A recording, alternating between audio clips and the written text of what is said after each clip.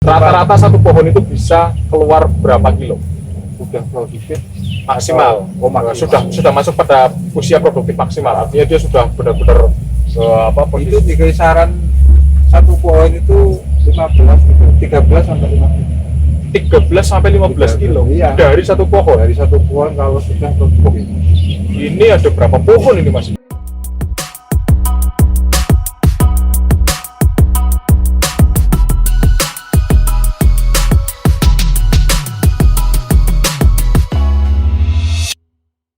Halo Sobat Pondok Tani, jumpa lagi dengan channel Pondok Tani. Saat ini kami sedang berada di kebun urban yang berlokasi di Glagah, Kertoyudan, Magelang. Nah, kebun urban ini adalah salah satu bentuk kerjasama antara Pondok Tani dengan Balai Pelatihan Pertanian Kecamatan Mertoyudan dalam pengembangan kebun edukasi pertanian. Nah, di sini ada beragam tanaman yang sudah dibudidayakan yang tujuannya memang menciptakan ruang untuk edukasi. Nah, hari ini kita akan coba mengulas salah satu tanaman yang ada di lorong tengah kebun urban ini. Seperti teman-teman bisa lihat adalah di sini ada puluhan varietas anggur yang dibudidayakan di sini sebagai salah satu tanaman percontohan dalam budidaya anggur. Nah, hari ini juga kebetulan sedang ada Mas Jadid. Mas Jadid, ini tanaman usia berapa, Mas? Usia tanam dari bulan puasa. Berarti bulan puasa Mei ya, Mei. di Mei ya, Mei Ya, kemudian pas sekarang puasa Agustus, Juni, Juli, Agustus 3 bulan ya, usia sekitar 3 bulan. Kemudian ini ada varietas apa saja? Pasti Baikonur, New Baikonur, ya. terus Dickson, terus Jupiter, Jupiter, Nel, Ninel. yang gijah-gijah itu Oke. rata-rata ada di sini. Berarti emang yang dipilih di sini adalah untuk Iya. varietas anggur Varietas gajah ya, anggur yang gajah. mudah berbuah. Apa melihat varietas itu dari buah. Dari buahnya ya. Oke. Nah, Mas Jadid, ini biar teman-teman yang nonton video ini juga tahu kalau memang barangkali mereka ada yang ingin belajar terkait budidaya anggur, Mas. Hal-hal apa saja sih yang penting dilakukan di awal ketika orang itu kepengen memulai budidaya anggur, Mas? Apa saja? Untuk yang minat mau nanam anggur itu harus yang pertama itu maksimalkan Pada penyiapan media tanamnya. Kalau media tanam itu bagus ya nanti lanjutannya pasti ada perbedaan dengan yang ala kadarnya dengan media yang seadanya. Tapi kalau dengan dibedakan dengan media yang maksimal pasti ada perbedaan. Media maksimal itu seperti apa, Ya, Mas? Yang dimaksud seperti itu? ada komposisinya itu seperti ya kayak sekam bakar, kohe, tabe, kalau itu kompos ya. seperti itulah. Ya kebutuhan tanaman lah, kebutuhan tanaman. Tapi kalau anggur itu maksimalkan di sekam bakar. Sekam bakar. Oke. Berarti kalau komposisi yang dipakai di sini, Mas, saya lihat kan ini ada sekam bakar, Sekam dan bakar ini ada kokopit sedikit, kemudian ada tanah ya, tanah lalu sama ada kompos kompos dari kotoran hewan ya. terus sekam lapuk atau sekam biasa Sekam yang belum dibakar Belum ya, dibakar, tapi yang kondisinya sudah lapuk ya. Oke, lapuk lagi masih mentah. Oke, artinya dari komposisi itu kemudian bisa menciptakan media yang bagus untuk tanaman anggur. Ya. Syaratnya apa saja sih, Mas, media yang bagus itu? Kohe, Dia punya sifat seperti apa? kalau untuk itu yang kita diambil itu, kalau kohe kan nutrisi pasti. Untuk perongga itu ada sekam bakar sama sekam mentah. Tanah untuk penyimpanan nutrisi itu. Oke, artinya dia punya Keporosan, sifat poros ya kan? poros juga ada, nutrisi tersimpan. Ya udah, Oke. tumbuhnya nanti pasti bagus. Siap. Nah, media, kalau kemudian sudah menyiapkan media yang bagus, berikutnya apa yang perlu dilakukan? Terus kalau udah ada media bagus, Pemilihan bibit. Pemilihan Oke. bibit. Seperti apa itu? Pemilihan bibit untuk menghasilkan yang lebih cepat itu yang cari yang genjah. Varietas anggur yang genjah. seperti yang tadi di awal disebut oleh Mas iya, Jadet ya, di tempat inilah. nyoba Ekonur, Jupiter, ya seperti itu. Bison. Kalau varietas genjah itu rata-rata mulai pembuahan itu di usia tanam ke berapa, Mas? Usia tanam berapa gitu? Usia tanam kalau rata-rata genjah itu nanti kalau lihat perkembangan, kalau masalah waktu 6 bulan itu sudah berani dibuahkan. 6 bulan dari tanam Dari sudah tanam. berani dibuahkan. Berani dibuahkan. Oke, ini menarik ya, berarti anggur ini tergolong cepat ya Cepat. untuk pembuahannya. Terus tanpa mesin juga ini semau kita. Bisa dibuahkan semau kita. Bisa Oh. dibuahkan semau kita asal ada naungan atau tempat Seperti Nah, ini ya. seperti inilah. Dibikin pakai Ya, UV ya, terowong UV. ini ya. karena takut dengan air hujan. Takut dengan air Takut hujan. dengan air hujan. Kenapa? Ya karena kalau kebanyakan air hujan itu daun sama nanti ketika pembuahan itu kendala pasti. Jadi jamur. Oke. Pertama itu jamur. Artinya pembuatan apa namanya? Misalkan membuat Ya, lorong seperti ini dengan ya, UV, ini kan bisa kecil-kecilan seperti ini kan bisa untuk ini sebetulnya greenhouse ya, gitu ya. greenhouse. Greenhouse ya. Ini untuk apa agar tanaman anggur itu tidak kena hujan tidak secara kena langsung, hujan secara langsung, terus meminimalisir pembuahan, penyakit ya. Yang pertama, pembuahan bebas. kemudian bisa dibuahkan sepanjang musim. Oke. Nah, artinya kemudian penyiapan tempat ya, secara apa namanya ruang hidupnya dia juga harus disesuaikan ya, Ya. dengan apa namanya dengan kondisi tanaman itu. Nah, selain tadi Mas, ini soal ruang hidup, kemudian soal media dan bibit. Apa sih kemudian apa yang penting dalam budidaya anggur? Karena banyak orang juga nanam anggur asal nanam, panjang, apa namanya menjalar kemana-mana, nggak bisa berbuah nih Mas. Nah kan dalam budidaya anggur kan juga ada teknik soal pembentukan batang. Bisa pasti. dibagi tips sedikit nggak Mas? Ini saya lihat di sini ada yang Ya. bentuknya seperti ini, ada yang seperti ini. Apa Mas bedanya ini? Ini rata-rata ya yang nanam anggur itu asal-asalan itu ya nggak asal-asalan sih, tapi pengen nanam anggur nanti bisa buah, tapi tidak ada penataan. Tidak ada penataan pada percabangannya. pada percabangan. Jadi cuman dipelihara terus dibiarkan subur tapi nggak ada buah tentunya. Oh, artinya tanaman ini gemuk, menjalar kemana daunnya, buahnya, tapi nggak berbuah. Oke, itu dipengaruhi Iya. dari penataan percabangan. percabangan.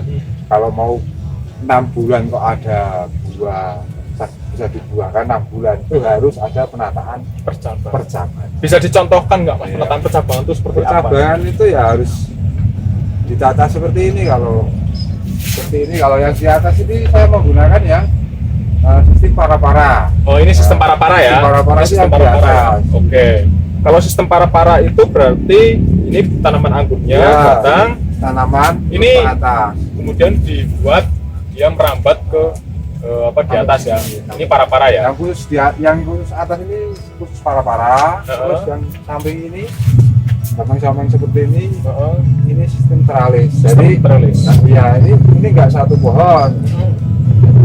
Oh, Ini ya. pohon para-para itu tersendiri, teralis itu sendiri. Oke. Nggak apa teralis buat para-para enggak. Yang membedakan antara sistem para-para dengan sistem teralis itu apa? Kalau untuk saya pribadi dan kalangan teman-teman saya itu kalau teralis itu lebih cepat. Asal sekunder dan primer. Sekunder itu yang ini ya. Ini berarti dari sini Nah, yang ini adalah primer, primer. kemudian ketika dibelokkan seperti ini sekunder. Ya, kalau Oke. pendek 1,20 m itu pasti lebih cepat karena Untuk tumbuhnya nggak pembuahannya? panjang. Iya, Oh, karena tumbuhnya nggak panjang, tinggal pembuahan. Terus setelah tumbuh kan harus pastinya pembuahan. pembuahan. Ya. Oke, berarti Asal sudah kalau sistem trellis adalah ini primer, ya, tinggi sekitar ya. 1 meter ini ya, 1 meter, meter. kemudian dibelokkan, Ya.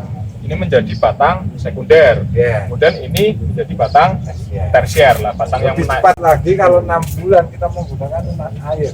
Oh, ini yang di apa digunakan untuk yang cabang dibuat, pembuahannya. iya.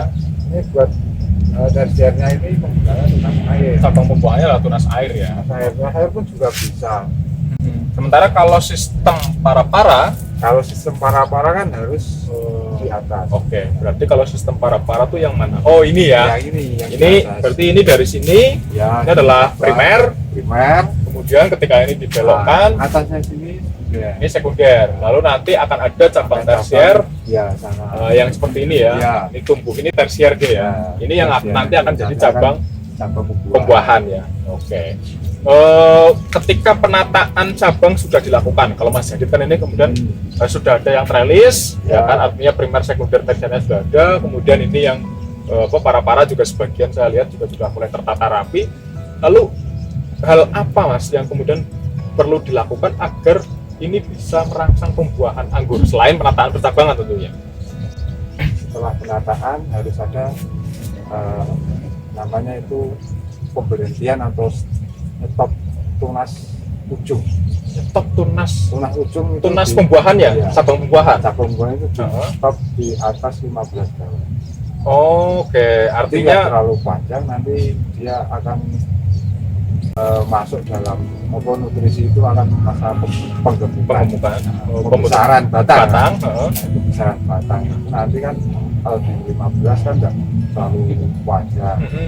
Nah, nanti pertumbuhan hanya fokus ke pembesaran batang. Nanti setelah besar kan potong juga. Artinya ketika sudah ada pembentukan batang, kemudian pada cabang tersier dilakukan pemberhentian tumbuh ya, ditunas ke 15, itu diperhentikan, kemudian itu nanti akan pada pembesaran batang pembuahannya. Lalu setelah itu baru dilakukan untuk pangkas pembuahan. Setelah itu penyetopan itu berkali-kali ya, katakan 4 sampai 5 kali, nanti masuk pada pupuk pembuahan. Jadi itu waktu 1 bulan itu lebih, nanti sini batang semakin besar, sudah masuk pupuk pembuahan. Sudah masuk pupuk pembuahan. Jadi ketika dilakukan pemberhentian, pemotongan itu, ya, terus dibiarkan 1 bulan, 2 bulan, nanti masuk pembuahan. Ini umur batang tambah 1 bulan lagi. Betul. Nggak terlalu lama menunggu. Jadi langsung terus menerus. Oke, berarti ketika pupuk pembuahan masuk, kemudian sudah langsung dilakukan untuk pembuahan. Oke, menarik. Nah, kalau perawatan rutin Mas Jadid, apa sih yang perlu dilakukan untuk perawatan rutin anggur? Kalau untuk rutin itu pasti nutrisi. Artinya pemberian pupuk ya. Pemberian pupuk itu minimal 1 minggu lah. 1 minggu. Nggak terlalu banyak tapi rutin. Oke. Semua itu kan untuk tanaman ya perlu kerutinan. Rutin, terus penyemprotan. Penyemprotan itu harus. Penyemprotan ini untuk apa? Pengendalian hama. Oke. Terus belalang. Kalau di tempat belalang inilah belalang. Terbuka ini belalang banyak ya. Tetap pastinya banyak. Oke. Nah, dari pengalaman Mas Jadid, artinya kan kemudian tadi soal media, pemilihan varietas, pembentukan batang, lalu ada teknik pada cabang buahan itu ya, untuk pembesaran cabang yang lain. Kalau dari pengalaman Mas Jadid, dari kan bicara soal perawatan, ada soal pemberian nutrisi, kemudian ada pengendalian hawa dan penyakit yang penyemprotan. Tantangan terbesar dalam budidaya anggur itu apa Mas? Tantangan terbesar saya itu membuahkan anggur yang belum buah. Membuahkan anggur yang belum buah. Ada Mas, varietas tertentu. Oke. Itu tantangan saya. Jadi kalau untuk media tempat perataan itu sudah saya lakukan, ya alhamdulillah sudah jalan, sudah ada hasil lah. Terus yang saya masih ada tantangan tersendiri itu membuahkan anggur varietas lain yang belum. Artinya sekelas Mas Jadid saja yang sudah punya pengalaman di bidang anggur, ada varietas yang belum bisa dibuahkan. Oke, apalagi kalau pemula yang nggak ngerti varietas ya, bisa-bisa asal beli, asal ambil varietas jelas, tapi belum buah. Oke, karena ada proses adaptasi ya, misalkan seperti anggur impor ini ketika didatangkan ke Indonesia, dia harus adaptasi dengan lingkungan di Indonesia juga ya, terus penerapan pola budidayanya. Oke, nah ini menarik ya. Jenis itu loh. Yang dari tantangan saya kalau masalah nutrisi itu sudah kayak tanaman lain lah, sudah biasa, bisa diperhatikan, bisa dipenuhi ya. Kalau di rumah punya tanaman kemungkinan itu harus seperti itu perlakuannya. Oke. Sama lah tanaman. Perawatannya sebenarnya yang membedakan itu adalah anggur ini perlu ada teknik pembentukan batang ya. Kemudian ada teknik untuk pembuahannya. Itu yang kemudian membedakan dengan mungkin yang tanaman lain kan kayak durian dan lain, tanam merawat dia berbuah sendiri ya. Berbuah.